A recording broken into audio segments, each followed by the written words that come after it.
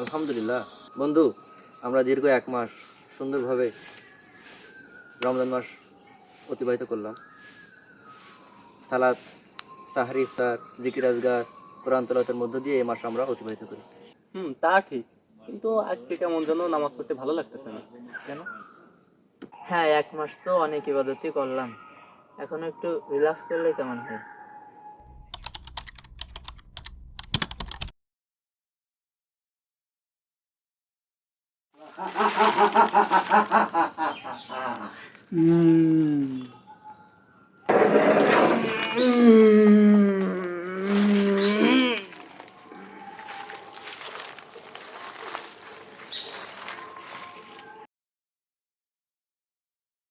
তোমরা এগুলো কি বলো?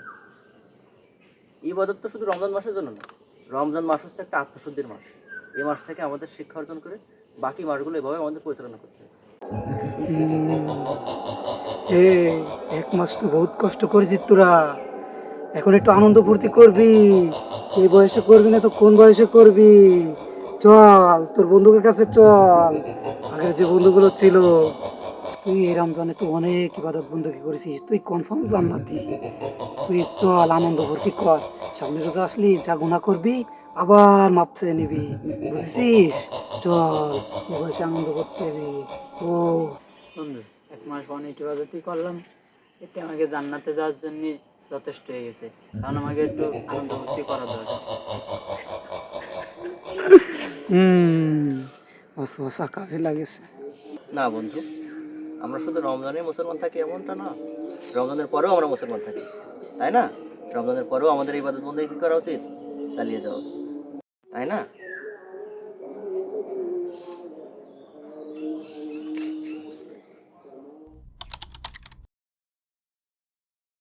আচ্ছা চলো, তোমাদের আজ এক জায়গা থেকে ঘুরিয়ে নিয়ে আসি। আচ্ছা চলো যাওয়া যাক।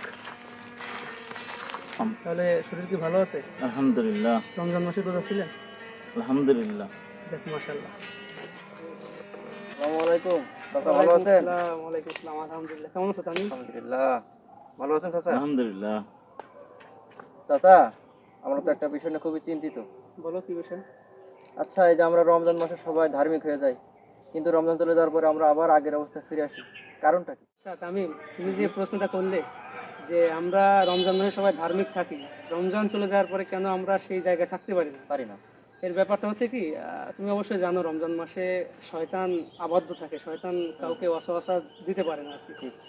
এখন রমজান মাস যেহেতু চলে গেছে, রমজান মাস চলে যাওয়ার পরে শয়তান কিন্তু মুক্ত হয়, আমাদেরকে সবসময় ওয়াসওয়াসা দেয়, ভালো কাজ থেকে দূরে রাখে, ইমানি কোনো কাজ করতে যায় না। নামাজ, রোজার মাসে যখন আমরা রোজা রাখি, ইবাদত করি, রোজার বাইরে কিন্তু আমাদের সেই সুযোগটা দিতে চায় না। সে সবসময় আমাদেরকে ফিস দিয়ে কুমন্ত্রণা দিয়ে আমাদের আবদ্ধ করে রাখে শয়তানের জালে।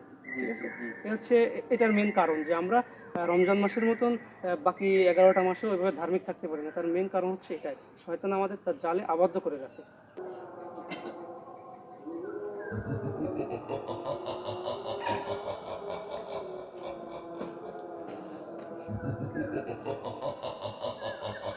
চল আজকে মনিয়ারে সিনেমা হলে সুন্দর একটা ছবি চলছে, চল দেখে আসি।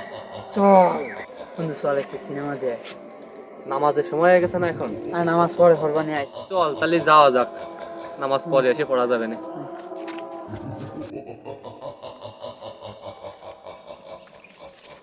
এই বন্ধু, তোমরা কোথায় যাও? আমরা একটা সিনেমা দেখতে যাচ্ছি, তুমি থাকো। না না, এগুলো তো দেখা যাবে না, এগুলো তো শয়তানের একদম স্পষ্ট ধোঁকা। আমাদের চাচা তোমাদের সাথে একটু কথা বলবে, চলো।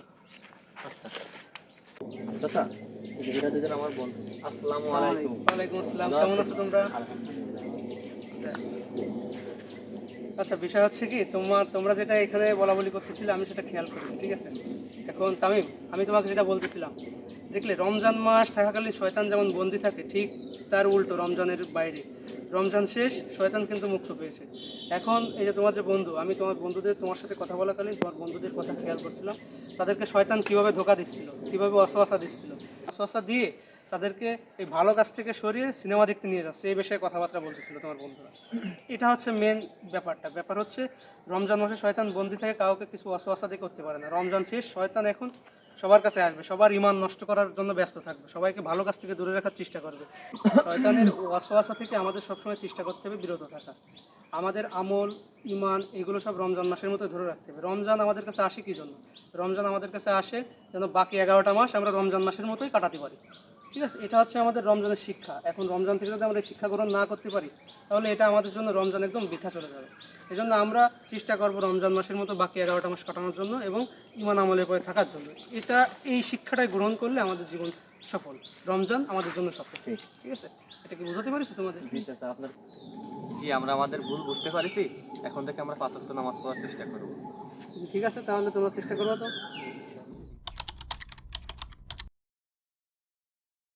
আসলে শয়তান আমাদের প্রতিনিয়ত ধোঁকা দিয়ে নামাজ এবং অন্যান্য ভালো কাজ থেকে দূরে সরিয়ে নিয়ে যাচ্ছে।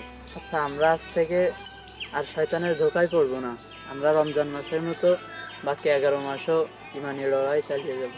তাহলে আমরা প্রতিজ্ঞাবদ্ধ হই, এখন থেকে আমরা একত্রিত হয়ে আমাদের ঈমানের লড়াই চালিয়ে যাবো। ঠিক আছে?